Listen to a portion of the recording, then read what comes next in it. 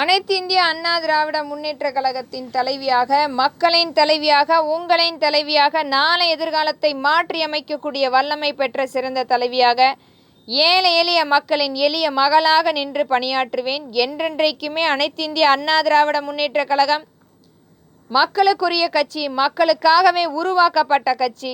மறைந்திருந்தாலும் இன்றைக்கும் பொன்மலர் செம்மலாக, இதய தெய்வமாக, எழுச்சி நாயகராக, இரத்தத்தின் இரத்தமான என்னுடைய தந்தையுமான எம்ஜி ராமச்சந்திரன் ஐயா அவர்களுடைய நல்லாசியும், மறைந்தாலும் இன்று வரை பொறுமை காத்து கொண்டிருக்கும் என்னுடைய அம்மா ஜானகி ராமச்சந்திரன் அவர்களுடைய நல்லாசியும் அனைத்து மக்களுக்கும் தொண்டர்களுக்கும் உற்ற துணையாக நிற்பார்கள். ஜானகி ராமச்சந்திரன் அம்மாவுடைய சிலை இன்று வரை அனைத்திந்திய அண்ணா திராவிட முன்னேற்ற கழகத்தில் வைக்கப்படவில்லை.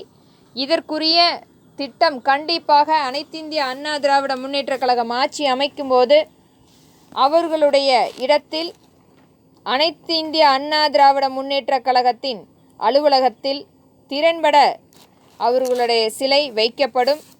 நம்மளுடைய தலைவர் பக்கத்தில் அவர் மட்டுமே என்றென்றைக்குமே நிற்பார் என்பதை திறன்பட வலியுறுத்துகிறேன்.